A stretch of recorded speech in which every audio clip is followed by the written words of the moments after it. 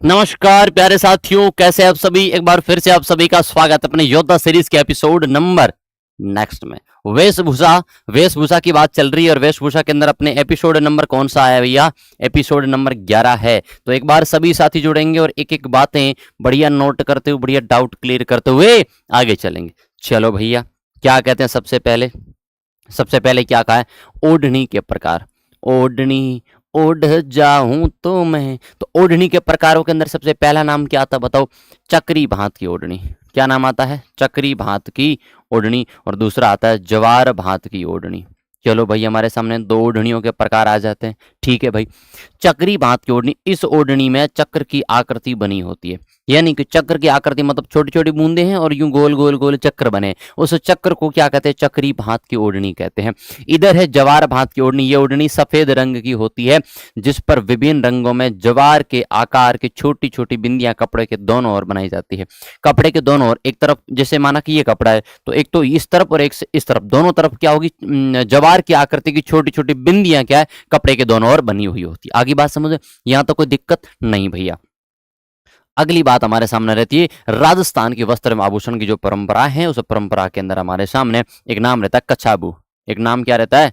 कच्छाबू रहता है। भील महिलाओं का घुटने तक का घाघरा। भील महिलाओं का घुटने तक का घाघरा क्या कहलाता है भैया? घुटने तक का घाघरा कच्छाबू कहलाता है। और ढेपाड़ा क्या है? ढेपाड़ा क्या बताओ? तो भीलों की तंग धोती है। ढेपाड़ा क्या है? भील पुरुषों की, भील पुरुषों की, भील पुरुषों की तंग धोती है। भील पुरुषों की तंग धोती क्या कहलाती है? याद रखना। फिर डूंगर साई ओढ़नी। अब डूंगर साई, डूंगर डूंगर मीन होता है पहाड़, तो कह सकते हैं बड़े बड़े पहाड़ों व डूंगरों की आकृति बनी हुई होती है। श्री डूंगरगढ़ बीकानेर की प्रसिद्ध रहती है। और ये वातिक या फिर वार्तिक, ये वातिक और दूसरा नाम वार्तिक शैली के अंदर क्या है भैया? एक उदाहरण है वार्तिक शैली का उदाहरण, यानी जिसके अंदर कह सकते हैं इस प्रकार से बने होते हैं, छोटे छोटे तंतु जैसे बने हुए होते हैं। इस बात का भी ध्यान रख लेना। दामना, देखो मैंने तीन चीजें लिखवाई थी भैया, मैंने तीन चीजें लिखवाई थी। एक तो लिखवाया था दामन।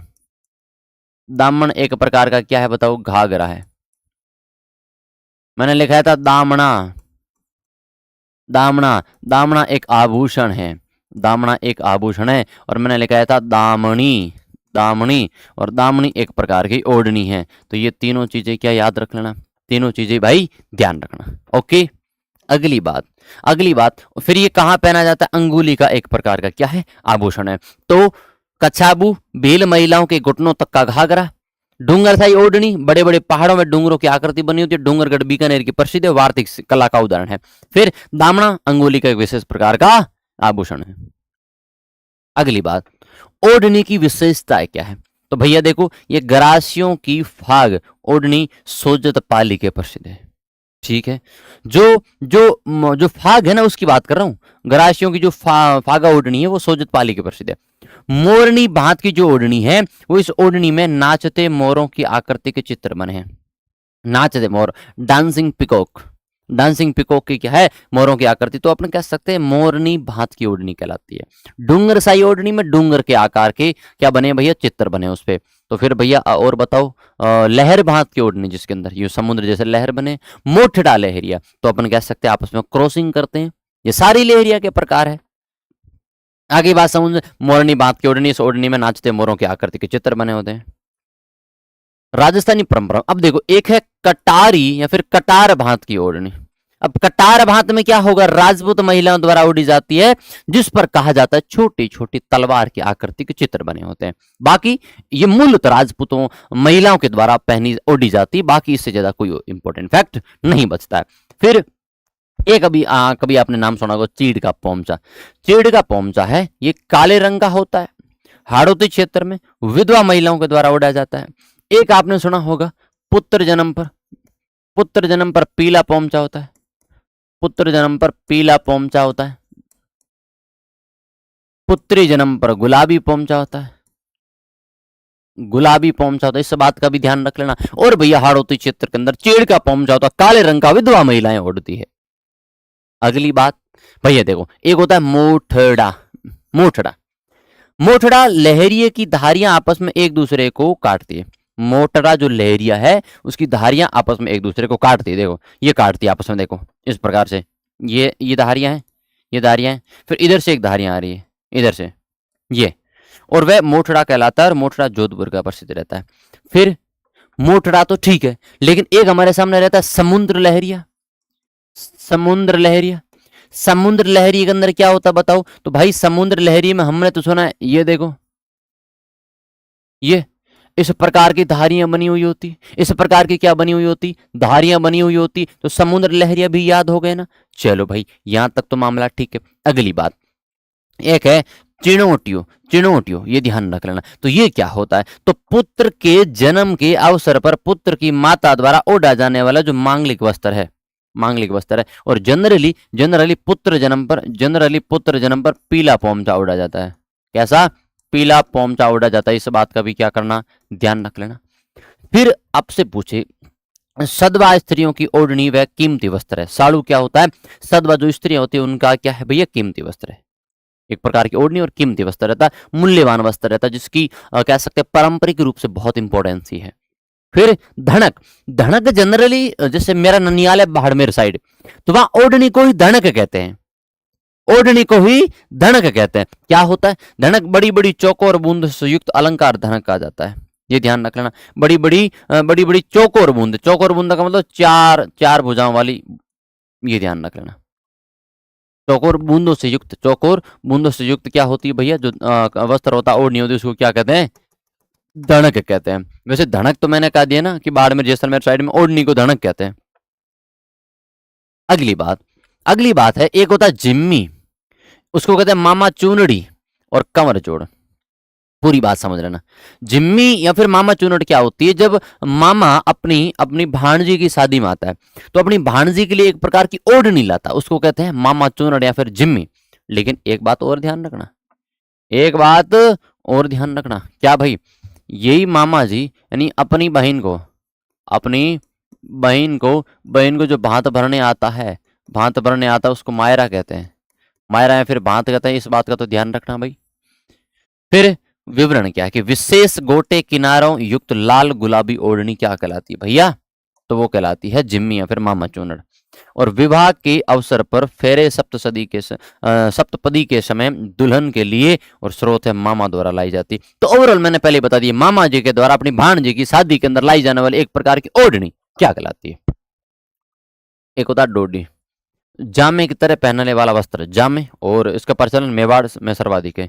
अब देखो जामे का मतलब होता है जैसे ऊपर से कमर के समथिंग, मतलब कह सकते हो ये सूट टाइप होता है, शेरवानी टाइप होता है, ऐसा ही कुछ दिखने में। ये ध्यान रख लेना। तो क्या है? जामे की तरह पहनने वाला एक प्रकार का वस्त्र होता है।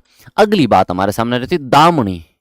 दामनी मारवाड़ क्षेत्र में प्रचलित लाल रंग की एक प्रकार की ओढ़नी जिस पर धागे से कसीदाकारी की जाती है। मारवाड़ क्षेत्र के अंदर प्रचलित लाल रंग की ओढ़नी, और जिस पर क्या है? धागे से कसीदाकारी की जाती है। कसीदाकारी करने का मतलब होता है, इस पे तो चलो कलर किया हुआ है, लेकिन अगर इसको भी धागों से पिरो पिरो कर अगर ये लोगो बनाया जाता है, उसको कहते हैं कसीदाकारी। या फिर जैसे यहाँ एक चित्र बना दिया जाता गोल, ठीक है, महिलाएं करती है ना वो बिंदियों से लगा लगा कर, तो गोल चित्र बना दिया, ठीक है भाई। तो ऐसी ही चीजें होती, ध्यान रखना। ओके। फिर क्या है? चूनड़ी।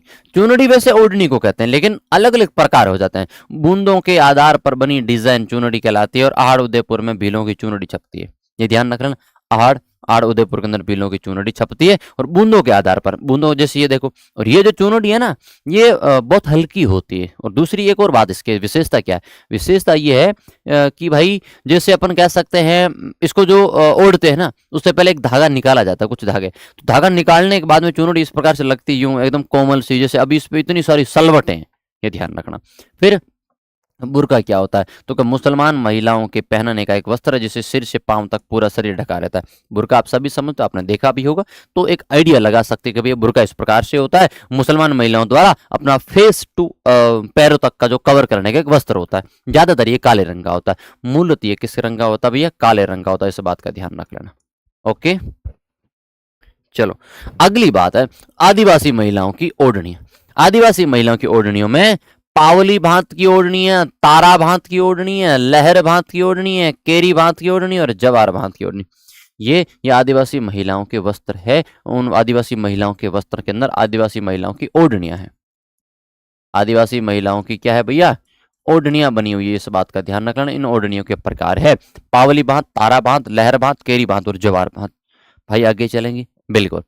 तारा बांध की ओढ़नी, तारा वाली चूंदड़ी मर चमकणियालो लहंगो। तो तारा बांध की ओढ़नी क्या कहती बताओ। तो तारा बांध की ओढ़नी, इसकी जमीन भूरी एवं लाल रंग की ओढ़नी होती है। जमीनी जो रंग है ना, बेस मतलब कहने का मतलब है नॉर्मल एक रंग होता है फीका सा, उस रंग का, और लाल रंग की क्या होती है, इन दोनों का मिक्सर क्या होता है भैया, ओढ़नी होती है। ये ओढ़नी आदिवासियों में मीणाओं की स्त्रियों द्वारा सर्वाधिक पहनी जाती है। ये सर्वाधिक किस जनजाति के द्वारा, मीणा जनजाति के द्वारा। ये मीणा जनजाति के बारे में आप सभी जानते हो, मैंने बहुत बार बताया आपको। ये वही मीणा जनजाति जो सर्वाधिक है, सर्वाधिक शिक्षित जनजाति है, सर्वाधिक शिक्षित जनजाति है, सर्वाधिक बाल विवाह इसी जनजाति में होते हैं, सर्वाधिक बाल विवाह इसी जनजाति में होते हैं। और कह सकते हैं सर्वाधिक जनसंख्या है भैया, सर्वाधिक जनसंख्या है। लिख सकते हो कि जो झगड़ा राशि यही जनजाति लेती है ना, झगड़ा राशि यही जनजाति लेती। ये सारी बातें क्या करना भाई, ध्यान रखना। फिर पूछा कटकी या फिर पावली भांत की ओढ़नी, कटकी या फिर पावली भांत की ओढ़नी। अब मुझे बताओ कटकी या फिर पावली भांत की ओढ़नी क्या है भाई। आदिवासी कुमारी कन्याओं की ओढ़नी कटकी कहलाती है। आदिवासी जो कुमारी कन्या होती है, जो छोटी छोटी लड़कियां होती है, उनको भी एक ओढ़नी ओढ़ाई जाती है, नीचे घघरी पहनाकर, है ना, घघरी पहनाकर जो ओढ़नी ओढ़ाई जाती है उसको क्या कहते हैं, कटकी कहते हैं। लाल जमीन पर काले सफेद रंग की बूटियां होती जिस पर छपने वाली अलंकृत पावली कहते हैं। क्या कहते हैं, पावली कहते हैं। ये समथिंग थोड़े दो अलग अलग नेम। और छपी ओढ़नी को पावली भांत की ओढ़नी कहते हैं। क्या कहा, एक तो ये हो जाता कटकी और ये हो जाता पावली भांत की ओढ़नी, दोनों की विशेषता हो जाती अलग अलग। ठीक है, कटकी क्या है, आदिवासियों में कुमारी कन्याओं की ओढ़नी। और पावली भांत की जो ओढ़नी है यहाँ लिख दो पावली भांत। ठीक है, पावली भांत की ओढ़नी है। तो पावली भांत की ओढ़नी में क्या है, लाल जमीन व काले सफेद रंग की इस प्रकार की बूटियों की बनी होती है। बूटियों का मतलब होता है छोटे छोटे गोल गोल आकार के धब्बे बने होते हैं। और छपने वाले अलंकरण को पावली कहते हैं और छपी ओढ़नी को पावली भांत कहते हैं। ये ध्यान रखना। ओके, चलो अगली बात, फड़का क्या है। फड़का कथोड़ी जनजाति में मराठी अंदाज में पहनी जाने वाली साड़ी। कथोड़ी जनजाति के अंदर मराठी अंदाज के अंदर पहनी जाने वाली एक प्रकार की साड़ी है, वो क्या कहलाती है, फड़का कहलाती है। और आप सभी जानते हो, है ना, जैसे एक जनजाति सांसी, सांसी, और सांसी के अंदर एक रस्म होती है भैया, कौन सी बताओ, कौन सी रस्म होती है, जल्दी से बताओ। अरे लड़कियां होती है, उनको अपने चरित्र की परीक्षा देनी होती है। आप सभी जानते हो क्या, आप सभी का काम होता है कमेंट बॉक्स में इसका जवाब जरूर दे देना। ओके भाई। फिर जामशाही, तो आदिवासियों में विवाह के अवसर पर कुमारी कन्याओं द्वारा पहने जाने वाला वस्त्र जामशाही कहलाता है।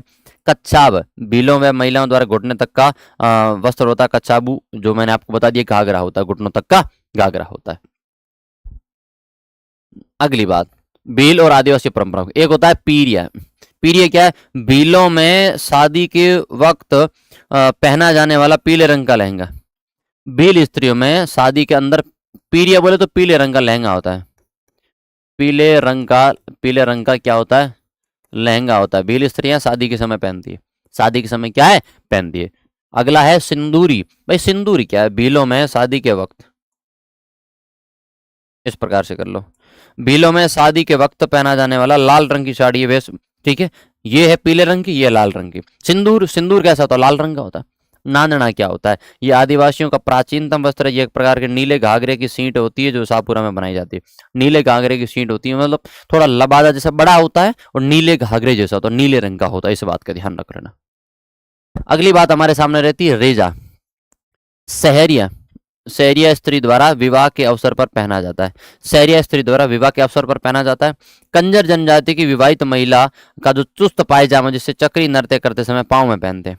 चुस्त नृत्य, चुस्त कह सकते हैं पायजामे का मतलब होता है नीचे से तो हो जाएगा भैया थोड़ा यूं चिपका हुआ, और ऊपर से हो जाएगा अलग से, ताकि वो अटके वगैरह नहीं, इसलिए ध्यान रख लेना। उसको कहते हैं खूंसनी, उसको क्या कहते हैं, खूंसनी। साड़ियों के प्रकार में देखो, चिर है, पटोरी है, चोल है, चोर से है, निचोल है, धोरा वाली है, पट है, दुकूल है, अंसुक है, वसन है। ये सभी साड़ियों के प्रकार रहते हैं। सवाल पूछा जा सकता है कि क्या नाम दे दी और पूछा निम्न में से क्या है, साड़ियों के प्रकार, ओढ़नी के प्रकार, अन्य वस्त्रों के प्रकार, या फिर एक प्रकार के साफे है। तो पूछा जा सकता है कुछ भी, इस बात का क्या करना भाई, ध्यान रख लेना। फिर है देखो पोमचा क्या होता है। पोमचा दो प्रकार का होता है, एक तो पीला पोमचा, एक होता गुलाबी पोमचा। ठीक है भाई, पीला पोमचा बारीक लड्डू छाप होती है। पुत्र जन्म पर मातृ पक्ष में जच्चा, जज्जे के यानी पियर पक्ष के द्वारा भेजा जाता है। ये जो पीला पोमचा है ना, ये नानी जी भेजेगी अपनी, कह सकते हैं अपनी बेटी के लिए। कौन भेजेगी भैया? माता जी भेजेगी। लड़के की नानी भेजेगी, ननिहाल पक्ष से आएगा। फिर पूछ लिया गुलाबी मोटी लड्डू छाप होती पुत्री जन्म के अवसर पर, ये दोनों एक साथ भेज जाते हैं। पनियारी बांध की ओढ़नी मटके की आकृति बनी होती है। पनियारी बांध की ओढ़नी का मतलब होता है मटके की, और पीला रंग केसरिया होता है, नवविवाहित वधु ओढ़ती है। क्या होती है? अपने कहते हैं ना कि पीलो ओढ़तीन मीठो खासीन है, तो सारी उनके क्या होता है, एक आशीर्वाद के रूप में होता है। बाकी पीला पोमचा और गुलाबी पोमचा ननिहाल पक्ष की ओर से आता है। ननिहाल पक्ष की ओर से आता है, लड़के के या फिर लड़की के जो ननिहाल पक्ष की ओर से आएगा। किन के लिए? अपनी माता के लिए, माता जी के लिए। ठीक है, ये ध्यान रख लेना भाई। अब आपसे पूछ लूं होमवर्क के रूप में, अब आपसे पूछ लूं HW के काम पूछ लूं, और HW के अंदर 2 आपको सवाल दे दूंगा। HW में 2 आपको सवाल दे दूंगा। भाई सवाल दे दो, हम तो आपकी बात मानते हैं, रेगुलर जवाब देते हैं। कुछ ना मानते हैं उनके तो लठ पड़ेंगे। HW के अंदर पहला क्या है? HW के अंदर पहला है कि भैया हाड़ौती में विधवा महिलाएं, हाड़ौती में विधवा महिलाएं, विधवा महिलाएं कौन सी ओढ़नी ओढ़ती है? कौन सी ओढ़नी ओढ़ती है? ओढ़ती है, बता देना भाई। दूसरा सवाल, भाई दूसरे सवाल के अंदर यह कह सकते हैं कि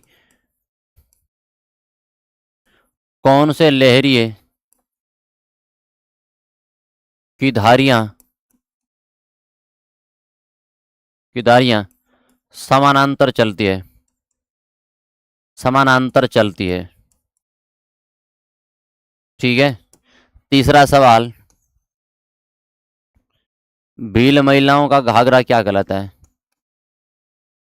भील महिलाओं का घाघरा क्या कहलाता है? घाघरा क्या कहलाता है? ये 3 सवाल है, 3 सवाल, इसका जवाब भैया सभी साथी कमेंट बॉक्स में जरूर दे देंगे। सभी साथी इनका जवाब कमेंट बॉक्स में जरूर दे देंगे। और कैसा रहा सेशन, एक बढ़िया सा कमेंट जरूर चाहूंगा आप सभी से। और बाकी ध्यान रख लेना, हर एक टॉपिक को इस प्रकार से क्लियर करवाऊंगा। मिलते हैं नए सेशन में, एक नए टॉपिक, नए बेहतरीन, नए जोश, नए जुनून के साथ में। तब तक के लिए मैं आपका भाई पंकज बिस्ने आप सभी को मेरी तरफ से राम राम, खम्मा गणी, जय श्री राम, राधे राधे, जय हिंद, जय भारत। सवालों के आंसर कमेंट बॉक्स में देना, और एक कमेंट ये भी करना कि सेशन कैसा रहा। Okay, take care.